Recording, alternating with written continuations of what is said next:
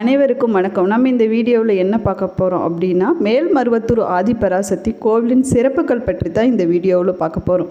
இந்த வீடியோ உங்களுக்கு பிடிச்சிருந்தால் லைக் பண்ணுங்கள், ஷேர் பண்ணுங்கள், கமெண்ட் பண்ணுங்கள். நீங்கள் இன்னும் உற்சாக மீடியா சேனலை சப்ஸ்கிரைப் பண்ணாமல் இருந்தீங்கன்னா சப்ஸ்கிரைப் பண்ணிக்கோங்க.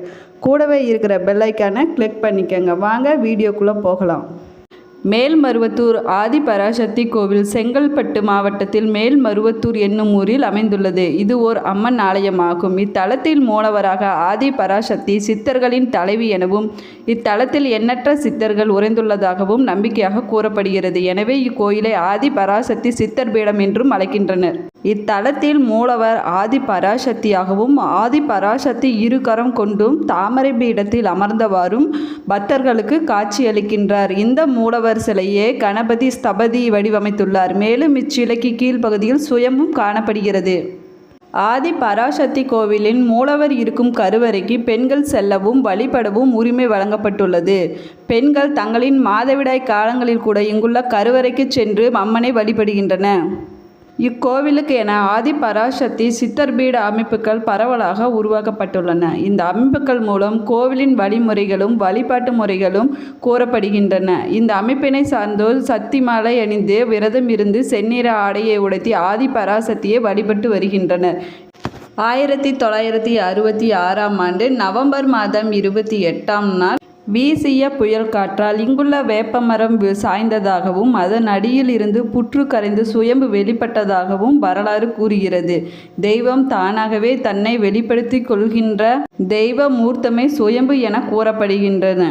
கருவறை உள்ள இடத்தில் தான் புற்று இருந்து அந்த புற்றிலிருந்து தான் சுயம்பு வெளிப்பட்டது என்று கூறப்பட்டு கேட்டிருப்போம். கருவறையின் வலதுபுறத்தில் தனியாக புற்றை அமைத்து கொள்கிறேன் என்று கூறி அவ்வாறே அமைத்து கொண்டாள் ஆதிபராசக்தி. பக்தர்களை காப்பதற்காகவும் தீயவர்களை தண்டிப்பதற்காகவும் நான் நாக வடிவில் இருக்கிறேன் என்று கூறி அன்னை புற்றில் நாகமாக உறைவதுடன் சிலருக்கு காட்சி கொடுத்து மின்றும் வருகிறார். இந்த புற்றை வலம் வருவது நவகிரக சந்நிதியை வலம் வருவதற்கு சமமாக கூறப்படுகிறது. அன்னை அன்றிலிருந்து இன்று வரை இங்கேதான் அமர்ந்து அருள்வாக்கு பக்தர்களுக்கு நல்கி வருகிறார். 1974ஆம் ஆண்டு புற்று மண்டபம் தனியாக நிறுவப்பட்டது. 1974ஆம் ஆண்டு சப்தமாத சந்நிதியும் அங்கு நிறுவப்பட்டது. அன்னை ஆதிபராசக்தியின் பரிவான தேவதைகளான பிராமி, மகேஸ்வரி, கௌமாரி, வைஷ்ணவி, வாராகி, இந்துராணி, சாமுண்டி ஆகியோர் சப்த கன்னிகளாக உள்ளனர். இக்கோவிலுக்கு மேற்கூரை அமைப்பது இல்லை. அன்னை ஆதிபராசக்தியின் அருள்வாக்கின்படி 1974ஆம் ஆண்டு சித்தர் பீடத்தின் முகப்பில் ஓம் சக்தி மேடை நிறுவப்பட்டது. அன்னையின் சூலமும் அதில் ஓம் சக்தி என்னும் மூல மந்திரமும் தனி மேடையில் நிறுவப்பட்டுள்ளதால் இம்மேடையானது ஓம் சக்தி மேடை என்று அழைக்கப்படுகிறது. இந்த ஓம் சக்தி மேடையினை 3 முறை வலம் வந்த பிறகே ஆலயத்திற்குள் செல்ல வேண்டும் என்பது அன்னை ஆதிபராசக்தியின் கட்டளையாகும். இங்கு நவகிரகங்களுக்கு தனியாக சன்னதிகள் எதுவும் இல்லை. நவகிரகங்கள் அனைத்தும் ஆட்டி படைக்கும் பரம்பொருளாக இருப்பவள் அன்னை ஆதிபராசக்தி. ஆதலால் இங்கு நவகிரகங்களுக்கு என தனியான சன்னதி எதுவும் இல்லை. அதற்கு பதிலாக ஓம் சக்தி மேடையானது அமைக்கப்பட்டுள்ளது. ஆதிபராசக்தி கோவில் அமைந்துள்ள இடத்தில் ஒரே ஒரு வேப்ப மரம் மட்டும் இருந்ததாக கூறப்படுகிறது. இந்த மரம் மற்ற சாதாரண மரங்களைப் போல் இல்லாமல் கசப்பு தன்மை கொண்டதாக இல்லாமல் இதன் காய்கள் இனிப்பு சுவையுடன் இருந்ததாகவும் கூறப்படுகிறது. இதிலிருந்து வடியும் பால் போன்ற பொருளும் இனிப்புச்சுவை உடையதாக இருந்தது. ஆனால் அதைவிட ஆச்சரியமான நடந்த விஷயம் என்னவென்றால், இந்த மரத்தின் பால் கனிகளை சாப்பிடுபவர்களுக்கு இருந்த நோய்கள் அனைத்தும் குணமாவது தான் மிகவும் ஆச்சரியமான விஷயமாக இருந்தது. இந்த சித்தர் பீடத்தின் கருவறை விமானத்தின் பெயர் சர்வ காமியம் எனப்படும். இது 2 நிலைகளை கொண்டது. 4 மகா நாசிகளும் 8 அல்பா நாசிகளும் 8 சிம்மங்களும் அஷ்டலட்சுமிகளும் கொண்ட மேல்முகப்பு உடையதாகும். அர்த்த மண்டபத்துடன் கர்ணகூடம், பஞ்சசரம், முகராலை முதலிய அங்கங்கள் கொண்டவைகளாகும். கருவறையை சுற்றி பிராமி, மகேஸ்வரி, வைஷ்ணவி ஆகிய மூவரும் கருணை பெருக்குடன் புன்மருவலுடன் பூத்தவாறு அமைந்துள்ளனர். அர்த்த மண்டபத்தில் துர்க்கையும் விநாயகரும் எழுந்தருளியுள்ளனர். சித்தர் பீடத்தை சுற்றி 21 சித்தர்கள் உருவமற்ற சிலை வடிவில் வீற்றிருக்கின்றனர். இவர்களுக்கு இங்கு பூசைகள் செய்யப்படுகின்றன. கருவறை முன்முகப்பில் மேலே அன்னை ஆதி பராசக்தி வீட்டிற்கு அவளுக்கு இருபுறமும் கடைமகளும் திருமகளும் சேவை செய்யும் திருக்கோலமானது தாங்கியுள்ளனர். கருவறையில் இடதுபுறத்தே வேப்ப மரம் தடை விருட்சகமாக அமைந்துள்ளது. புற்று மண்டபத்தின் பின்புறம் நாகபீடம் அமைந்துள்ளது. நாகதோஷம் உள்ளவர்கள் இங்கு எலுமிச்சை பழ விளக்கு ஏற்றி வழிபட்டு வந்தால் அவர்களது தோஷம் விலகும். 36 அங்குல உயரத்தில் அன்னை ஆதி பராசக்தியின் உருவமானது வடிவமைக்கப்பட்டுள்ளது. அன்னை தாமரை பீடத்தில் அமர்ந்திருக்கிறாள். வலது காலை மடக்கியும் இடது காலை ஊன்றியும் அன்னை ஆதி பராசக்தி அமர்ந்துள்ளாள். அன்னை ஆதி பராசக்தி இடக்காலை ஊன்றி இருப்பது அனைத்திலும் முதன்மை தத்துவம் பெற்றவள் ஆதி பராசக்தி என்பதை காட்டுகிறது. அன்னை தனது வலது கரத்தில் தாமரை மொட்டு ஒன்றை ஏந்தியுள்ளாள். இடது கரத்தை முன் சித்திரை காட்டும் நிலையில் வைத்துள்ளாள். அன்னை திருமுடி மேல் நோக்கி கட்டப்பெற்றது. இவ்வாறு அன்னை ஆதி பராசக்தி சுயம்புக்கு பின்புறம் சிலை வடிவில் அமர்ந்து பக்தர்களுக்கு அருள் பாலித்து வருகிறார். அன்னை ஆதி பராசக்தியின் கோவிலில் யார் வேண்டுமானாலும் அம்மனுக்கு பூஜை, அபிஷேகங்கள் உள்ளிட்டவைகளும் செய்து வழிபடலாம் என்பதாலும் சபரிமலையே போன்று இந்த கோவிலிலும் மாலை அணிந்து இருமுடி கட்டி வந்து வழிபடுவது முக்கிய வழிபாட்டு முறைகளில் ஒன்றாக உள்ளது. அதிகமான பக்தர்கள் தினமும் வந்து செல்லும் கோவிலாக மேல்மருவத்தூர் ஆதி பராசக்தி கோவில் அமைந்துள்ளது. ஒரே தாய் ஒரே மனித குலம் என்பதே ஆதி பராசக்தி சித்தர் பீடத்தின் அடிப்படை கொள்கைகளாகும். மனிதர்கள் அனைவரும் சமம். இவர்களுக்கு தாயாக இருக்கக்கூடியவள் அன்னை ஆதி பராசக்தி என்பதே இதன் அர்த்தமாகும்.